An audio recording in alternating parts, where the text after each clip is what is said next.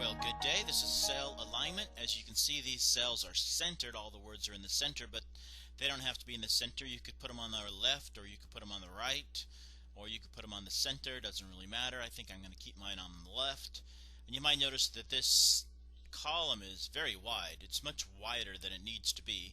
And so most people would be tempted to grab this line between the C and the D, not down here, but on the heading, the line between the C and the D, and they'd be tempted just to scoot it over till it gets pretty good, and that looks pretty good. And that works fine if you can see all the entries in the column. Now, I can see all the entries in this column, but what if I had 1,000 entries? I may not know which one way down there is the longest entry, so sliding it over manually is probably not the best thing to do.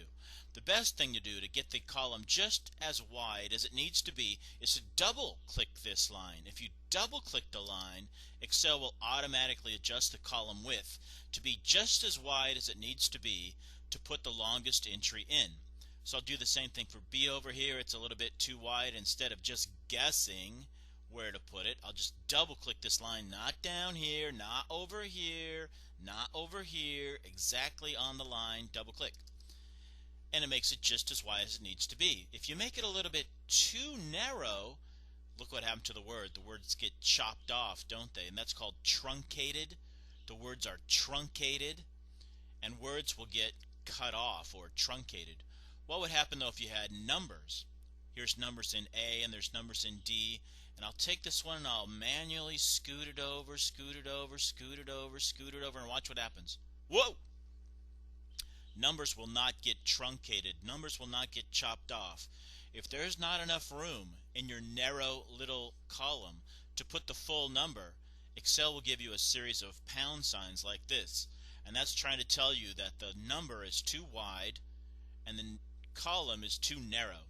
So you can get on the line, double click it, and it'll fit just nicely. Words, if they're too narrow, will get chopped off, truncated. But numbers, if the column is too narrow, will not get chopped off. They'll show you a series of pound signs, and that's trying to tell you that you need to make the column wider so the word will fit in. Let's go look at another example of cell alignment. Well, here's a list of high school subjects, and some of the words don't fit, so I'm going to double click it and it fits nicely, and I could go double click this and double click this. You could double click them all, but probably a better idea is try to do them all at once. So get up here on the C, not on the line this time. We're going to highlight all the columns at once. Hold it down, hold it down, hold it down, hold it down, hold it down. That looks pretty good. Now I'm going to make best fit for all the columns. I'll give it a double click, and now it's just as wide as it needs to be, and that's called a best fit. But you might notice that some of these words are very long and the numbers are small, and it's taken up a lot of space. Sometimes this won't fit on your page when you print it out and you think, I'm taking a lot of space with this big long title. Maybe there's something I can do about that, and there is. You can take these words and wrap them. Look at this, wrap text. I'll give it a click, and you'll think, well, hey, it looks like nothing happened. But now what you can do is change the column width, and I'll put it in about this far. And now wait a minute, where's science? I don't see science anymore. And I'll scoot this one over a bit, and I'll think, wait a minute, where's education? Education went away. And maybe I'll scoot this one over and it says, wait a minute, where's languages? Languages went away. They're hiding under there. Your row is now too short. You need your row to be higher. Oh, look at that. You can adjust it just the way you like it. That looks pretty good. Best fit will still work if you do this wrap text. And you can adjust the row height up and down till it looks pretty good. Look at that. That's called wrap text.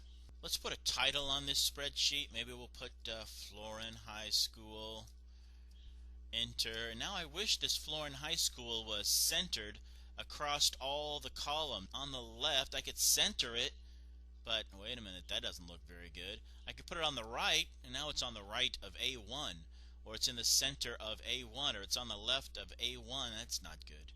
What I want to do is to get it to go across all columns. So I highlight all columns like this. I want it to go this far, not to H, that's too far. I want to highlight these, and then I'll do this one, merge and center. Give it a click, and it centers across columns. Hey, that looks pretty nice. Let's make it a little taller, maybe about like this. And now you can see that the words are at the bottom of the cell, aren't they? Their words are not in the middle of the cell, they're not on the top of the cell, they're on the bottom of the cell, and that's what this one is over here. It's called alignment. And I'll give this one a click. It'll says put it in the center or put it on the top. So you can do that, but this is only going to work if your row is pretty tall. And that looks pretty good. What do you think about that? Let's put borders all around it. That might look nice. And there you go. Now you could print that out. Let's go look at another example. Well, here's another example of a spreadsheet that has titles that are very wide and data inside that's very narrow. So what I might do is I might take it like this, and I might angle the headings. And you can angle the headings with this little guy. It says angle counterclockwise as an example, and that doesn't look too good to me. You could highlight it, and it could look a little better if you put borders around it, and maybe we'll put borders around the whole thing and we'll change it to a different color. How's that look? Does that look pretty good? Man, it looks alright, I guess. Let's undo and say what I want to do is maybe I could put the words sideways. So I'll do this one again, that angle thing, and I'm going to rotate text up.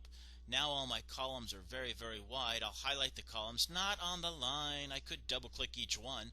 Double click, double click, double click, double click. I could do that, but instead of doing that, I'm going to do them all at once. I'll get on the B, not on the edge, not down here, right on the B. Hold it down, hold it down, hold it down, hold it down, hold it down, hold it down. Now I'm going to grab the one between the G and the H. I'm going to do all the columns at once. I'm going to double click them all at once, double click. Hey, that looks pretty good to me. Let's put those borders back on. I thought that looked a lot better. And we'll say, hey, that's done. Well, let's go look at one more example and then we'll wrap this up. Just about everything you can do in this alignment group you could have done with the Windows dialog box. So I'll click this Windows dialog box launcher, and just about everything that had a button is here. You could change the horizontal alignment. You can make things left, right, center. You could change the vertical alignment, top, bottom, center. You could have wrapped the text. You could merge the cells. You could even change the direction of the text straight up and down or any which way. But one thing I wanted to show you is under here. It's called fill. Let's find out what that is. I'll cancel out of here. Here's a list of people who've turned in money, and some people have not turned in money. And I wanted to show that, hey, I didn't just skip you. I didn't just forget you, but you really didn't turn anything in. So I'll put a single asterisk and enter, and now that I have a single character in there, I'm going to fill the entire cell with that character. And you can do that under the alignment. Under horizontal it says fill, and whatever's in the cell will be repeated in the cell. We'll say OK, and now it's repeated. No matter how wide you make the cell or how narrow you make the cell is filled with those stars. So that's just another little something you can find on the Windows dialog box. Well, that's about all there is to it.